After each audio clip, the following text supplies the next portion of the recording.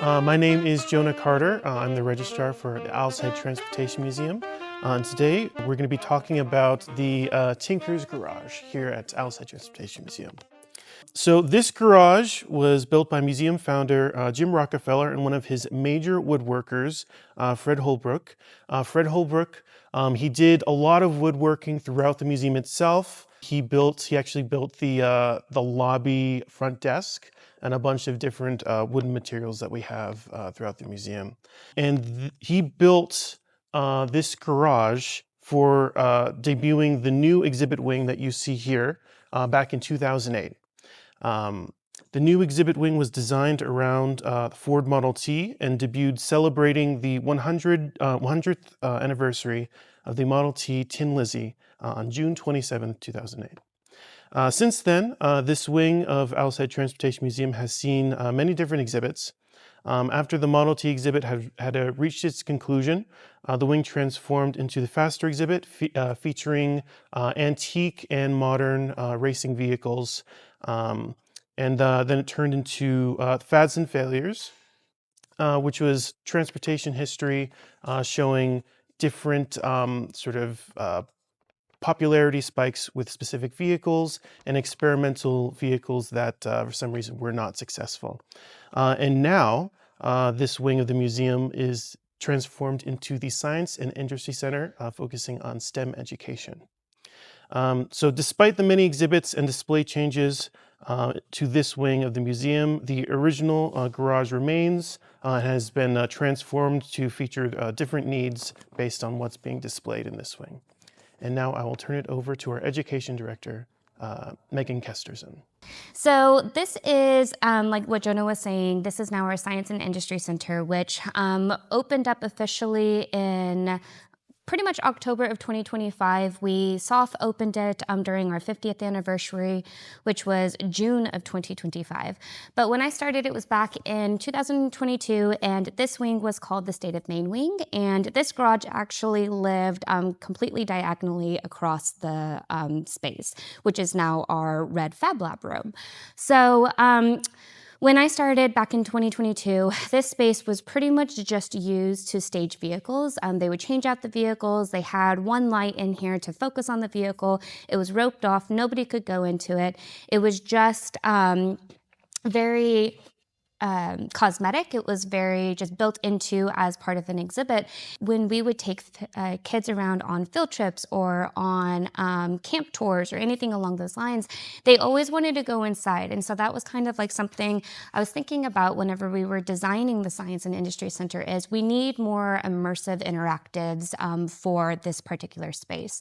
And so we were working on a very small to almost nothing budget whenever we were designing the interactives for the Science and Industry Center. So I went to our executive director and I was like, this barn is pretty much an entire $1 million exhibit if we just take things from our artifacts and we put it together and we make this an interactive.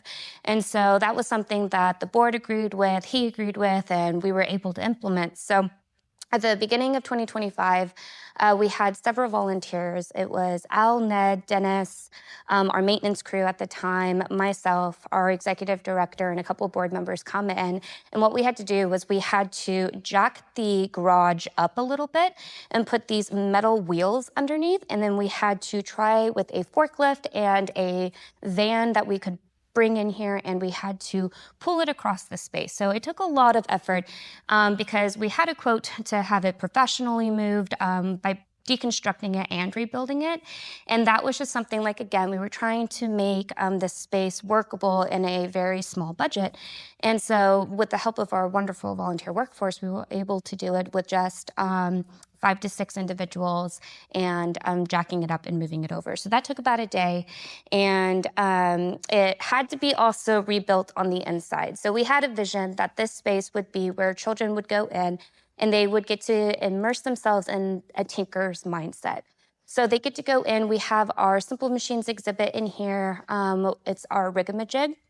I went to a conference down in Pittsburgh, and they had a Rigamajig exhibit, and it's a portable, simple machine. You get to do screws and nuts and bolts and different pieces of wood, and you get to create different models out of it. And I was like, oh, this would be fantastic for this space. And so we got that, we put it in, and it has just come to life ever since. And so we have different heights for the different size children.